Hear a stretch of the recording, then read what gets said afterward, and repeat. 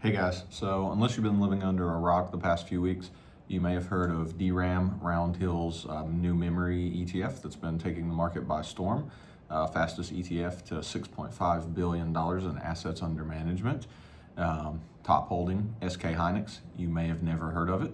That's because it's a South Korean company. In this video, I just want to go over kind of what memory is, why it's important, and if this is something you should consider investing in. This is not financial advice.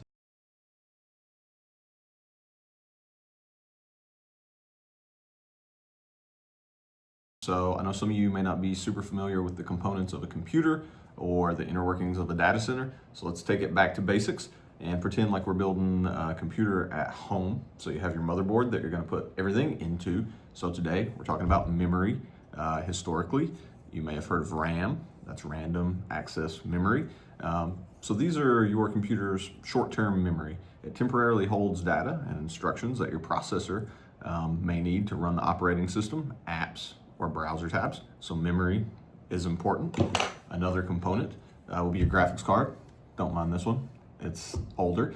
But in and of itself, when you start thinking about a graphics card like NVIDIA primarily makes, there is actually VRAM or video RAM in this.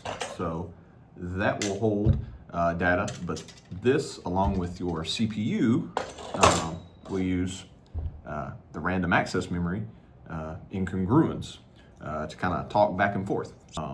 So the RAM, or the random access memory, think of it as the space on your counter. And think of your storage or your hard drive as the fridge. You have food in the fridge. Sometimes you need to get the food out of the fridge, put them on the counter, as you prepare things, as you send them off to either the oven or the chopping block. The random access memory is just your counter. But in order for that whole process to work, you need a little bit of memory in the graphics card, a little bit of memory random access, and then a little bit of memory with the CPU. So you're just kind of shuffling these things around. If you have a bottleneck at any component in those layers, things can slow down, and we do not want that. We want to go full steam ahead.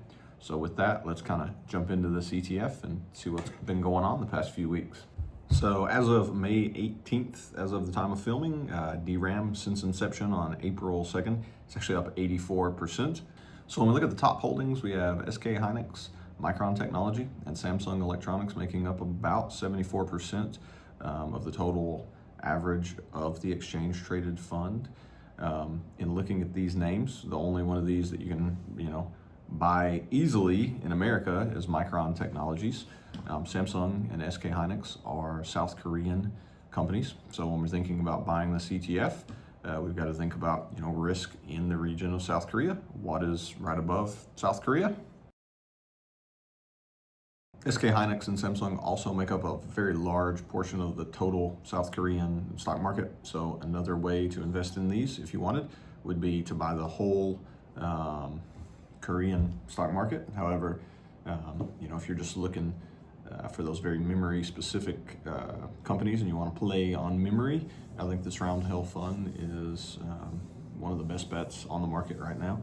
So some reservations about the fund. If we look at Micron Technologies, it's had a pretty significant run up over the past year. So 588%, that's nothing to scoff at. So your question may be, have I missed the boat on the memory trade?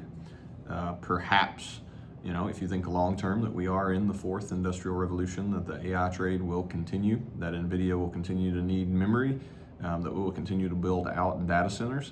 I think we may just be in the third inning, of a long stretch.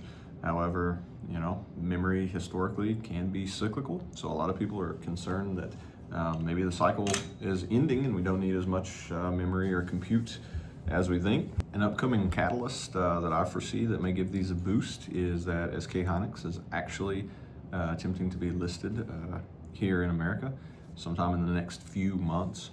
I do suspect that if that were to go through, this would open up to a lot more American investors, as we've seen with just the DRAM ETF. There does seem to be an appetite for this here, which could push higher. When we're thinking about the PE ratios, I think, Samsung and SK Hynix in particular do have added pressure that Micron does not have, just because they're South Korean companies and not American companies. You know, historically, those companies, just based on the region, do tend to trade at lower multiples. So I think there's maybe a little gap there that could be filled. So me personally, guys, what am I doing? I actually did go ahead and pick up about 27 shares today. So we will see just how bad a decision that was, or how good a decision that was in the next 1 or 2 years. Let me know what you guys are doing, or any other plays you guys are looking into. Like the video, subscribe, and I'll see you in the next one.